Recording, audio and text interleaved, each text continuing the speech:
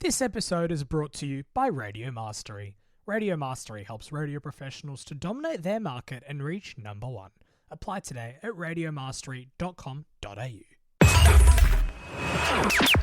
This episode will be a special episode discussing Kyle Sandilands live and will it work? My short answer is yes. Don't turn off the episode yet because I've got many reasons behind that. I don't think this is just another podcast launch. This is something massive. This is the first time we're seeing listeners be able to choose whether they want to pay or not to listen to someone as big as Kyle Sandilands. In Australian audio history, we've never seen something quite like this. A live show, 5 days a week, with a paid subscription, zero advertising, you're able to video call in. I gotta say, I think Bruno and the team have done a fantastic job. There was one thing that really stood out to me when they posted on Kyle Sandilands' Instagram, or his new show's Instagram, and I'll explain it to why it stood out to me. And the moment I saw this, I thought that this is going to be such a success. The yearly subscription is $99.99, but when they did the price breakdown, this is what really stood out to me. It's $8.33 per month, $1.92 per week, and less than 28 cents per day. Whoever came up with that marketing campaign, kudos to you. That is the way to do things, in my opinion. That is so strong. People spend more on a coffee than 28 cents a day. God, I don't even remember the last time you can get a coffee in Sydney for 28 cents. You can't. A McDonald's ice cream cone is 50 cents. So I got to say, well done. I think this is going to be a huge success. Not based off that. They've got such a strong team. You got Hulk, Alfie, you got Mayo. Of course, Bruno's behind the whole thing. And, of course, other people behind the scenes. And you got the brand new newsreader, Mary Madigan, which I don't know too much about her, but based off the video that they did this morning, or they published this morning, I think that it's a great decision. Someone new, someone fresh. That's exactly what I think that they need. Of course, they've got the old ensemble. You got Pedro and Josh Fox even helping out, which I think is even better because Pedro's done some amazing things, really successful ever since he left the show with his own podcasting network. And I think that he has so much expertise that he can bring to Kyle Sandilands Live. August 10th it launches. And I also think that doing these tiny videos like At Home with Kyle or Behind the Scenes is a great way to build up excitement and hype in anticipation for the show. I think it's a great way to give people a taster of what they're about to see, give people a look behind the scenes of what is arguably the biggest news piece in Australian radio and media this year, and also to just give people some more content of Kyle. We've missed out since March 3rd. We've had little contact with Kyle and even less contact with Jackie O, but that's beside the point.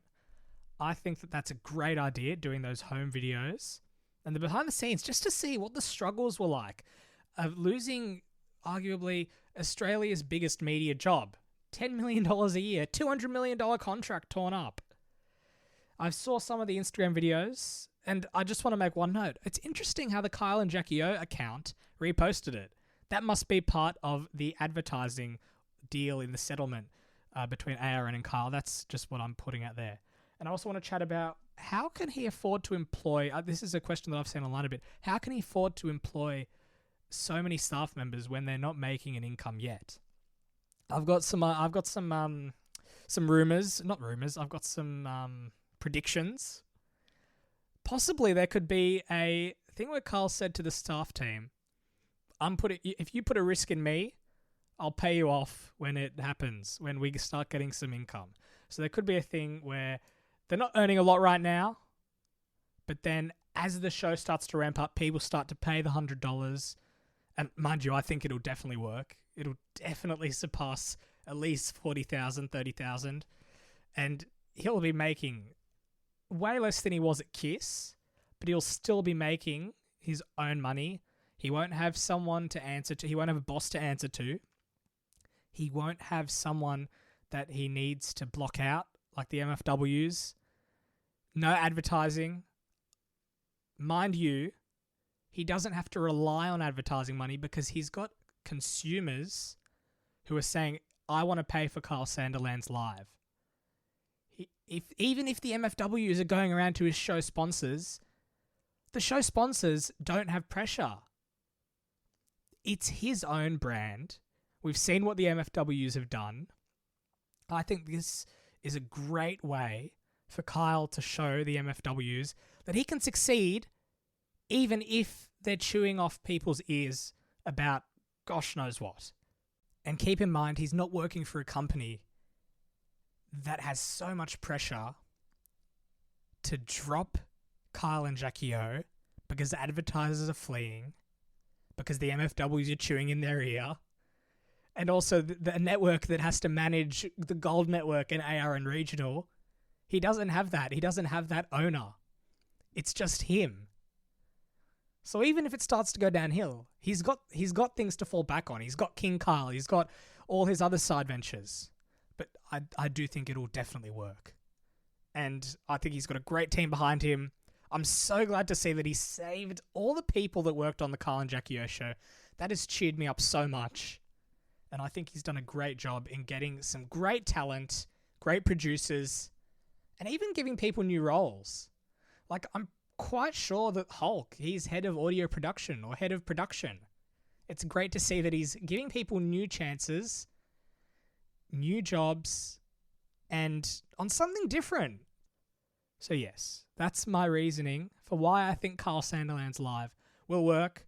There might have been a bit in there that you might disagree with. Let me know. At biz_audio on Instagram. Facebook and LinkedIn are bizaudio. August 10th it launches. I don't actually have many predictions for what the content will be about, but I have a feeling we're going to get a lot of behind the scenes. Other than the videos, of course, we're going to get a lot of chat behind the scenes about what life was like after leaving the Kyle and Jackie O show.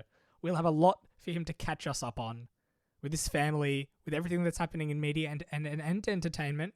And you don't forget, you got Karl Stefanovic, one of his close mates, who recently lost his job as well. Anyway, I'll catch you all in the next episode.